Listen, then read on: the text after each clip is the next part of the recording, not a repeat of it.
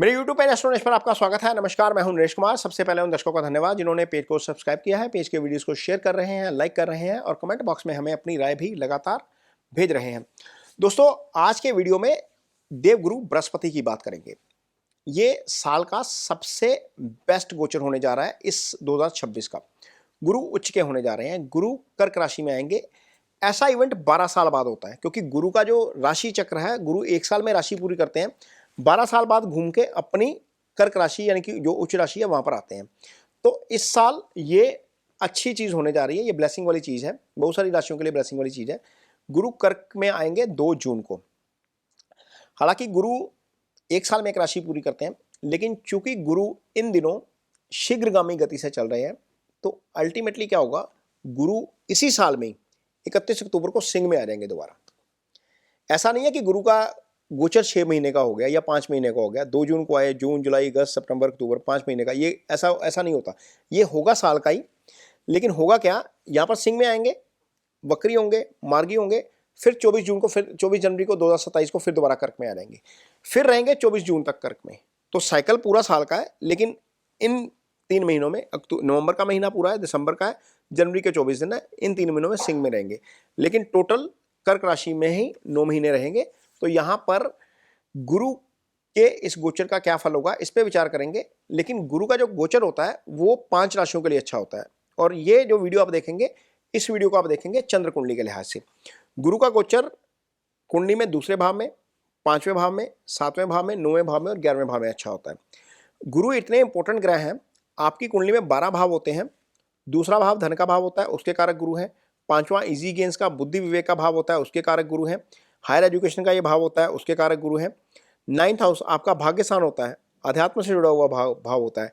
आपकी लाइफ में जितना भी कुछ आता है, ये 9th हाउस सबसे बेस्ट भाव होता है कुंडली का, उसके कारक गुरु हैं। 11वां भाव जो आपकी आय का भाव होता है, उसके कारक गुरु हैं। यदि ये गुरु अच्छे गोचर में रहते हैं तो कितना फायदा मिलता है आप इसका अंडरस्टैंडिंग कर सकते हैं, क्योंकि ज्ञान के कारक, संतान के कारक, धन के कारक, भाग्य के कारक, सबके कारक गुरु ही हैं। तो गुरु का ये गोचर 12 राशियों के लिए कैसा फल लेकर आएगा, इस वीडियो में इसके ऊपर चर्चा करेंगे। तो बने रहिए इस वीडियो में, लगातार अंत तक आपको आपकी राशि के बारे में सब कुछ बताया जाएगा कि कहां पर गुरु की दृष्टि आएगी, किसके लिए फल अच्छा रहेगा, किसके लिए फल खराब रहेगा। ये 12 राशियों के ऊपर, इसके ऊपर चर्चा करेंगे। तो आपने देखा कि गुरु आपके लिए कितने इंपॉर्टेंट ग्रह हैं, कितना इंपॉर्टेंट रोल प्ले करते हैं। तो अब देखेंगे इस वीडियो में कि कन्या राशि के जातकों के लिए गुरु का ये गोचर किस तरह का फल देगा। 5वीं राशि जिसके लिए ये गोचर अच्छा हो जाएगा, कन्या राशि है। कन्या राशि के जातकों के लिए ये गोचर काफी अच्छा होने जा रहा है, क्योंकि कन्या राशि के जातकों के लिए ये गोचर होगा 11वें भाव में। अब 11वां भाव क्या है? 11वां भाव आपकी आय का भाव है, आपकी वृद्धि का भाव है, आपके एलिवेशन का भाव है, तरक्की का भाव है, प्रमोशन यहीं से देखी जाती है। तो गुरु इस भाव के कारक भी हैं, यहाँ पर आएंगे तो आय में वृद्धि करना शुरू कर देंगे। अब जो ये जो कन्या राशि है, इसके लिए गुरु दोनों केंद्रों के स्वामी हो जाएंगे, क्योंकि गुरु जब हम कन्या राशि की पत्रिका बनाएंगे तो दशम के स्वामी गुरु हो जाएंगे, और आपके लिए दशम का दशम यानी कि सप्तम के भी स्वामी गुरु हो जाएंगे, क्योंकि सामने 12 नंबर राशि आ जाएगी ना, मीन राशि आ जाएगी। तो एक तो दशम एक्टिव हो गया, दूसरा दशम का दशम भी एक्टिव हो गया। तो इसका मतलब यह है कि गुरु आपके लिए कारोबार के स्थान का भी को भी एक्टिवेट कर देंगे। गुरु के शुभ गोचर होने के कारण आपको दशम से दशम का भी अच्छा फल मिलेगा, क्योंकि दूसरी राशि वहां पर है ना। तो यदि आप पार्टनरशिप में काम करना चाहते हैं तो पार्टनरशिप का जो है वो आपका सिलसिला चल निकलेगा, कहीं ना कहीं बात बन जाएगी। यदि शादी एक्टिव नहीं हुई है, शादी नहीं हुई है, तो शादी भी एक्टिव हो रही है, क्योंकि गुरु ये बैठे हैं 11 में, तो 9वीं दृष्टि आपके सप्तम के ऊपर आ रही है, ये गुरु का अपना भाव है। तो अल्टीमेटली क्या होगा, यहाँ पर ऑलरेडी शनि गोचर कर रहे हैं, तो शनि यहाँ पर है सप्तम में, और गुरु की दृष्टि के ऊपर दृष्टि आ गई, ये भाव एक्टिव है। तो शादी हो सकती है, पार्टनर मिल सकता है बिजनेस का कोई ना कोई, आपके कारोबार में वृद्धि हो सकती है क्योंकि दशम एक्टिवेट हो गया। तो उसके अलावा गुरु क्या करेंगे, गुरु की दृष्टि जाएगी पंचम भाव के ऊपर। यदि संतान है तो संतान पक्ष से अच्छी खबर आ जाएगी, यदि संतान नहीं है तो संतान आने की प्लानिंग हो सकती है। यहाँ पर आपको बहुत सारी चीजें यहाँ पर पॉजिटिव होती हुई नजर आएंगी 5वें भाव में, 5वें भाव से। यदि लाइफ में कोई नहीं है तो लाइफ में कोई आ जाएगा, क्योंकि निश्चल प्रेम का भाव है, ये प्री मैरिटल रिलेशनशिप का भाव है। डिसीजन मेकिंग आपकी बेटर हो जाएगी। भाई से आपको, छोटे भाई से आपको लाभ मिलता हुआ नजर आएगा, या छोटे भाई के साथ अंडरस्टैंडिंग जो है वो बेटर होती हुई नजर आएगी। ये कन्या राशि के जातकों के लिए फल रहेगा गुरु के इस गोचर का।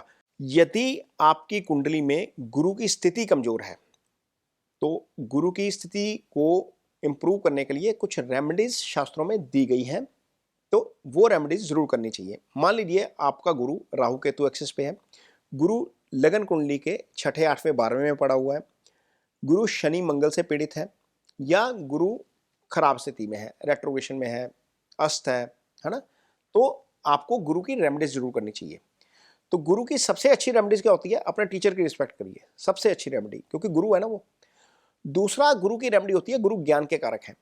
तो किसी एक बच्चे को आप स्टडी में हेल्प करिए, कोई मैटर नहीं करता कि आप किस तरीके से हेल्प कर रहे हैं, आप उसको अपनी नॉलेज शेयरिंग के रूप में भी कर सकते हैं।